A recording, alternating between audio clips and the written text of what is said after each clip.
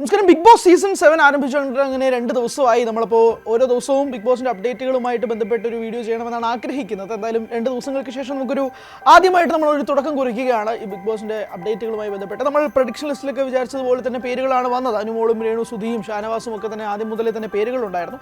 എന്തായാലും ഹൗസിലെത്തിയതിന് ശേഷം കുറച്ചധികം ഷെയ്ഡുകൾ ഇവരുടെ എല്ലാം കാണാൻ പറ്റി എന്നുള്ളത് തന്നെയാണ്. അതെല്ലാം ചരിത്രങ്ങൾ ഇതിനു മുന്നേയും സൂചിപ്പിച്ചിട്ടുള്ളതാണ്. എന്തായാലും ഈ സീസണിലേക്ക് വരുമ്പോഴേക്കും ആദ്യമായി കോമണറായി എത്തിയ അനീഷാണ് ആദ്യത്തെ ആഴ്ചയിൽ ക്യാപ്റ്റനായി എത്തുന്നത് എന്നുള്ളതും കൂടി ഒരു വ്യത്യസ്തമായ ഒരു ചെറിയ പോയിന്റാണ്. പക്ഷേ ഇതിനകത്ത് ഏറ്റവും ഞെട്ടിപ്പിക്കുന്നതായിട്ട് എനിക്ക് തോന്നിയ ഒരു സ്റ്റേറ്റ്മെൻറ്റ് ഷാനവാസ് നോമിനേഷനിൽ ചെയ്ത ഒരു സ്റ്റേറ്റ്മെൻറ്റാണ്. അതായത് ജിസേലിൻ്റെ വസ്ത്രധാരണം, അതാണ് ഷാനവാസിൻ്റെ ഒരു വലിയ പ്രശ്നം. ഷാനവാസിന് വേറെ ഒന്നും പ്രശ്നമില്ല, ജിസേലിൻ്റെ വസ്ത്രമാണ് ഷാനവാസിൻ്റെ പ്രശ്നം.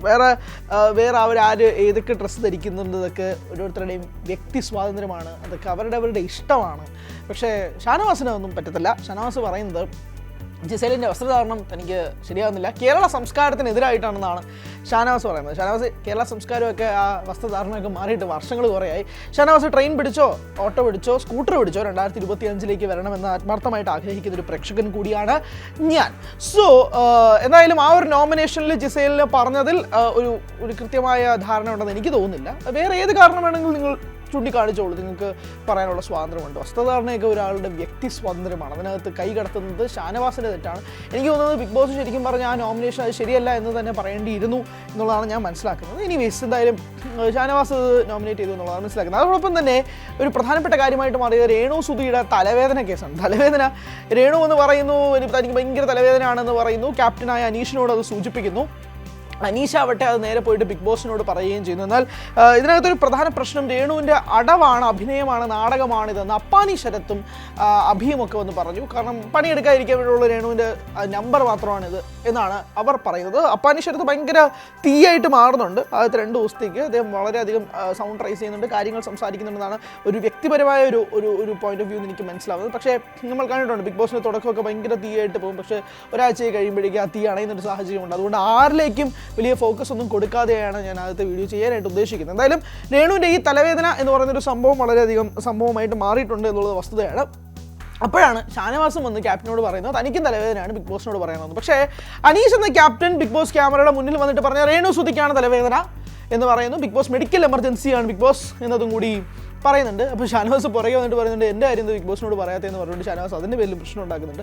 അതൊക്കെയാണ് ഇവിടെ ഒരു ഭാഗത്തായിട്ട് നടന്നുകൊണ്ടിരിക്കുന്നത്. ഏറ്റവും അതാണ് ബിഗ് ബോസ് ഹൗസിൽ അങ്ങനെ അങ്ങും ഇങ്ങും ഒക്കെ ആയിട്ട് കുറേ പ്രശ്നങ്ങൾ കാര്യങ്ങളൊക്കെ നടത്തുന്നു. ഞാൻ പറഞ്ഞില്ല, ഇപ്പം എല്ലാവരും പഠിച്ചിട്ട് വന്നിട്ടുണ്ട് എന്നുള്ളത് വ്യക്തമാണ്. കാരണം 6 സീസണുകളും കണ്ടു വളർന്ന പ്രേക്ഷകരായിട്ട് നിന്നവരും കൂടിയാണ് ഇവർ. അപ്പോൾ 7ാം സീസണിലേക്ക് വരുമ്പോഴേക്കും സ്വാഭാവികമായ സ്ട്രാറ്റജികളും കാര്യങ്ങളൊക്കെ വരും. ഏറ്റവും ചൊറിയായിട്ട് അനീഷ് മാറുന്നുണ്ടെന്നുള്ള പ്രേക്ഷക അഭിപ്രായങ്ങളും വലിയ രീതിയിൽ സോഷ്യൽ മീഡിയയിൽ കത്തുന്നുണ്ട്. അനീഷ് എന്താ പറയുക, ഒരു സ്ട്രാറ്റജി ഇറക്കുന്നുണ്ട്. അതായത് തന്നെ ആരും മൈൻഡ് ചെയ്യുന്നില്ല, താനൊരു കോമണറാണ്, പാവപ്പെട്ടവനാണ് എന്നൊരു സ്ട്രാറ്റജി അനീഷ് അവിടെ ഇറക്കുന്നുണ്ട്. അത് പൊളിക്കാൻ വേണ്ടിയിട്ട് അവിടെ താരങ്ങളെല്ലാം ശ്രമിക്കുന്നുണ്ട്.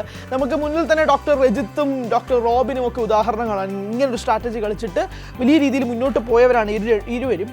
ആ ഒരു സ്ട്രാറ്റജിയിൽ കളിച്ചിട്ട് കുറച്ചെങ്കിലും മുന്നോട്ട് പോയൊരു പാർട്ടിസിപ്പൻ്റാണ് സന്ധ്യ. നമുക്ക് ഓർമ്മയുണ്ടായിരിക്കും സന്ധ്യയെ.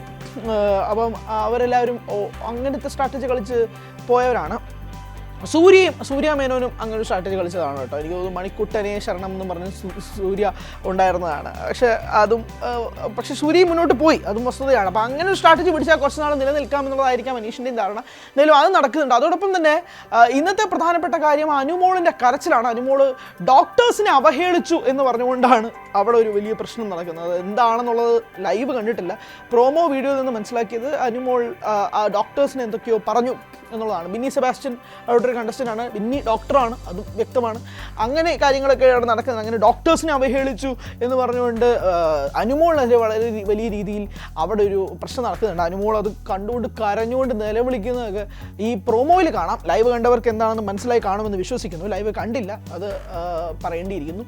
അതൊക്കെയാണ് നിലവിൽ നടക്കുന്ന സാഹചര്യം. പക്ഷേ എനിക്ക് തോന്നുന്നു ഇത്തവണത്തെ പ്രധാനപ്പെട്ട ഹൈലൈറ്റായിട്ട് മാറുന്നതിൽ ഒരു പ്രധാന പങ്ക് വഹിക്കാൻ പോകുന്നത് രേണുസുതി തന്നെയായിരിക്കും. കാരണം രേണുസുതിയുടെ ബിഗ് ബോസ് എൻട്രി തന്നെ സുധിയേട്ടാ ഞാൻ വന്നു എന്ന് ആകാശത്തേക്ക് വിളിച്ചു പറഞ്ഞുകൊണ്ടാണ് ബിഗ് ബോസിലേക്ക് രേണുസുതി കാലെടുത്ത് വെക്കുന്നത്. രേണുവിൻ്റെ പേരുണ്ടായിരുന്നെങ്കിൽ പോലും പലരും വിശ്വസിച്ചില്ല. കാരണം രേണു ഈ ബിഗ് ബോസ് തുടങ്ങുന്നതിന് മുമ്പ് തന്നെ പല ഇനോഗ്രേഷൻസിലും പല വീഡിയോസിനും ഫോട്ടോഷൂട്ട്സിലും ഒക്കെ കണ്ടതാണ്. അപ്പോൾ രേണുവിന് വേണ്ടി മാനസികമായി പ്രിപ്പയർ ചെയ്തിരുന്നോ എന്നുള്ള ചോദ്യമൊക്കെ ഉണ്ടായിരുന്നു. പക്ഷേ രേണു ബിഗ് ബോസിലേക്കും വരികയും ചെയ്തു. ഇപ്പം തന്നെ ഒരാളെ പിക്ക് ചെയ്തുകൊണ്ട് ഇയാൾ ഈ ആഴ്ച തൂക്കും എന്ന് പറയാൻ മാത്രമുള്ള കാര്യങ്ങളിലേക്കൊന്നും എത്തിയിട്ടില്ല. എല്ലാവരും വരുന്നതേ ഉള്ളൂ, നടക്കുന്നതേ ഉള്ളൂ. അതോടൊപ്പം തന്നെ അക്ബർ ഖാൻ എന്ന കണ്ടസ്റ്റൻറ്റുമുണ്ട്. അക്ബറും അത്യാവശ്യം എനിക്ക് തോന്നുന്നു ഒന്ന് കയറി വരുന്നുണ്ട്. അങ്ങനെ പലരിലേക്കും ഇങ്ങനെ ഗ്രാഫും കുറഞ്ഞും താഴ്ന്നും ഒക്കെ നടന്നുകൊണ്ടിരിക്കുകയാണ്.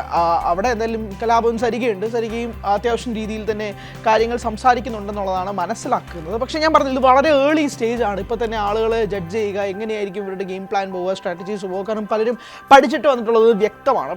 ക്യാമറയുടെ മുന്നിൽ നിന്നുകൊണ്ട് അവരുടെ സ്പേസ് കണ്ടെത്തുക, അങ്ങനെ കുറേയധികം നാടകങ്ങൾ തന്നെ ഇതിനോടകം തന്നെ നടക്കുന്നുമുണ്ട്. സംഭവം എന്താ പറയുക, ഒരു ബിഗ് ബോസ് ഹൗസ് എന്ന് പറയുന്നത് തന്നെ സൊസൈറ്റിയുടെ ഒരു റിഫ്ലക്ഷൻ കൂടിയാണ്. അതുകൊണ്ടാണ് ഷാനവാസിൻ്റെ കേസ് ആദ്യമേ എടുത്ത് പറഞ്ഞത്. ഈ ഡ്രസ്സുമായി ബന്ധപ്പെട്ട് ഇപ്പോഴും ഷാനവാസിനെ പോലെ ചിന്തിക്കുന്ന ഒരുപാട് പേർ നമ്മുടെ സമൂഹത്തിൽ തന്നെയുണ്ട്. ഷാനവാസിൻ്റെ ഈ ഒരു സ്ട്രാറ്റജി എനിക്ക് തോന്നുന്നത്, ഷാനവാസ് ഒരു സീരിയൽ ഫ്രട്ടേണിറ്റിയിൽ നിന്ന് വരുന്ന ഒരാളാണ്. കുടുംബ പ്രേക്ഷകർ കാണുന്നത് സീരിയലാണ്. പ്രത്യേകിച്ച് വീട്ടമ്മമാരും പ്രായമായ സ്ത്രീകളും ഒക്കെ കാണുന്നത് അവരിലാണ്. അവരിലൊരു ഇൻഫ്ലുവൻസ് ഉണ്ടാക്കാൻ വേണ്ടിയിട്ടാണോ ജിസേലിൻ്റെ ഈ ഒരു വസ്ത്രധാരണത്തെ സൂചിപ്പിച്ചുകൊണ്ട് ഷാനവാസ് ഒരു വോട്ടാക്കി മാറ്റുക എന്നുള്ളതാണോ ഷാനവാസിൻ്റെ സ്ട്രാറ്റജി എന്നതും മനസ്സിലാക്കുന്നില്ല. അപ്പോൾ അങ്ങനെ ഞാൻ പറഞ്ഞു, ഈ പഠിച്ച് വന്നതിൻ്റെ എല്ലാ രീതിയിലുള്ളത് കാണുന്നുണ്ട്. ഇവരൊക്കെ പലരും സെലിബ്രിറ്റീസാണ്, ഇവരൊക്കെ ക്യാമറയുടെ മുന്നിൽ അഭിനയിക്കുകയാണോ എന്ന് ചിന്തിപ്പിക്കുന്ന താരങ്ങളൊക്കെയാണ്. പക്ഷേ യഥാർത്ഥ ജീവിതത്തിൽ വരുമ്പോഴേക്കും ഇവരൊക്കെ അഭിനയിക്കുന്നതായിട്ട് വളരെ പ്രകടമാവുകയും ചെയ്യുന്നുണ്ട്. സോ ഇതൊക്കെയാണ് എനിക്ക് ഇതുവരെ ഉള്ളതിൽ തോന്നിയ ഒരു പ്രധാനപ്പെട്ട കാര്യം. നമ്മൾ ഈ തുടർന്ന് അങ്ങോട്ടുള്ള ദിവസങ്ങളിൽ ബിഗ് ബോസിനെ കുറിച്ചുള്ള ഓരോ ദിവസത്തെ വിശകലനവും ചെയ്യും, അത് ഉറപ്പാണ്.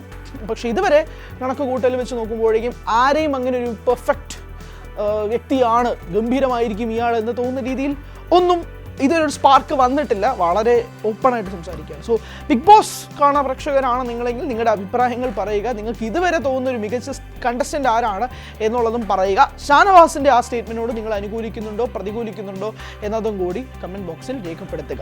Thank you so much.